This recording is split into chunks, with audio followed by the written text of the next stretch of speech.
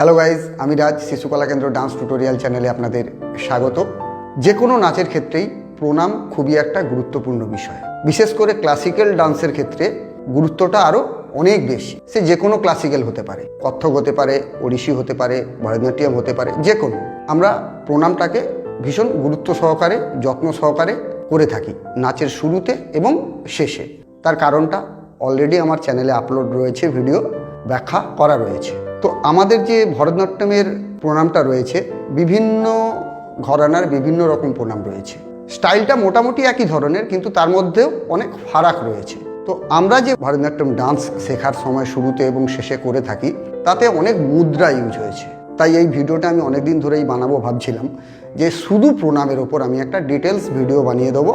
প্রণামটা কিভাবে করতে হবে, কোন জায়গায় কাকে আমরা প্রণাম করছি, কি কি মুদ্রা ইউজ হচ্ছে, সব কিছু ডিটেলস। তাহলে বাচ্চাদেরও শিখতে সুবিধে হবে, এবং যারা নতুন, আমার চ্যানেলে যারা নতুন আসছে, নতুন করে ডান্স আবার শুরু করেছে আমার ভিডিও দেখে, তাদেরও অনেক কিছু বুঝতে সুবিধে হবে। তবে চলুন শুরু করি। তার আগে যেটা আমি সবসময় বলে থাকি, যদি চ্যানেলটিতে নতুন এসে থাকেন, এখনই একটা সাবস্ক্রাইব করে বেল আইকনটা প্রেস করে নিন। আমার পরের ভিডিও নোটিফিকেশান সবার আগে আপনার কাছে পৌঁছে যাবে। আর ভিডিওটিকে এখনই একটা লাইক করে শেয়ার করে দিন, যাতে বাংলার আরও অনেক ছেলে মেয়ে এই ভিডিওগুলো থেকে উপকৃত হতে পারে। তবে শুরু করব। 1 2 পা জোড়া থেকে শুরু করেছি। প্রথমে ডান পা মেরেছি, তারপর বাম পা মেরেছি। যখন পাগুলো মারছি, একদম পা পেছনে ঠেকানো। আমি আগের ভিডিওতে অলরেডি এগুলো ডিটেলস আপনাদেরকে এক্সপ্লেন করে দিয়েছি। তাহলে আবার একবার, ডান বাম দুটো হাতেরই মুদ্রা রয়েছে কাটাকামুখম। কাটাকামুখম দিয়ে শুরু হচ্ছে। এবার যাচ্ছে নেক্সট করো। দেখুন, দুটো কাঁধে হাত কিন্তু সোজা।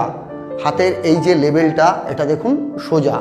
এটা কিন্তু এমনি ঝুঁকে পড়বে না, এটা মাথায় রাখবেন। এটা পেছন দিকে চলে যাবে না, এটা আসবে। এইগুলো একটু মাথায় রাখতে হবে, ঠিক আছে? সোজা। আর এখানে যে মুদ্রাটা হচ্ছে দেখুন শিখারাম, এগুলো খেয়াল রাখতে হবে। এবার খোলো।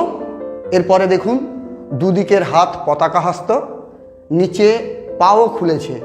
যখনই হাত শিখারাম থেকে, কাঁধ থেকে বাইরে যাচ্ছে, দুটো হাত পাশে, পাও কিন্তু পাশে চলে গেছে। খুব ভালো করে মন দিয়ে দেখুন। এইবার ধীরে ধীরে বসো। আস্তে আস্তে আস্তে আস্তে করে একটু ফাঁকা থাকবে মাঝখানটা। এখনও পতাকা হস্ত রয়েছে, হাঁটু কিন্তু একদম পাশে, এগুলো দেখে রাখুন।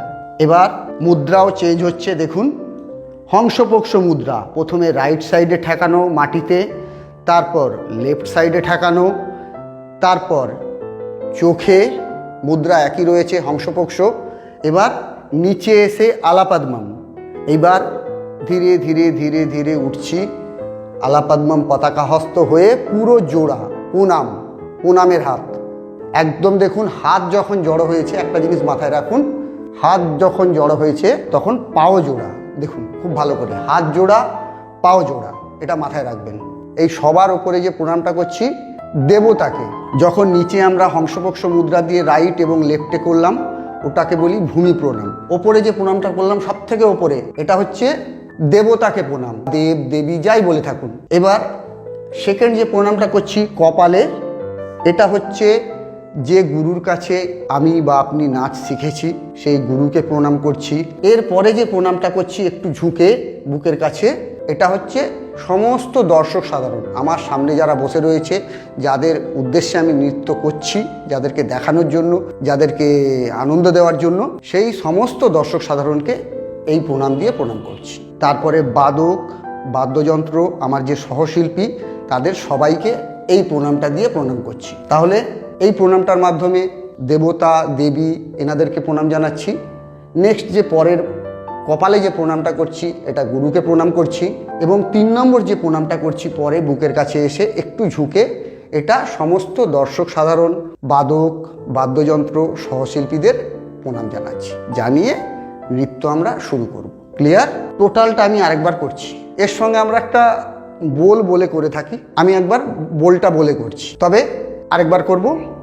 1 2 3 স্টার্ট।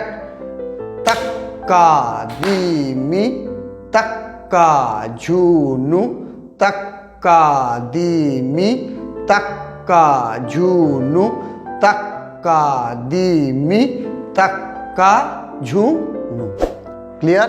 সব কিছু ডিটেলস বলে দিয়েছি, কোন প্রণামটা কী কারণে করছি, কি কি মুদ্রা ইউজ হচ্ছে। তাহলে আজকের মতো বিদায় দিন, দেখা হবে আবার পরবর্তী ভিডিওতে।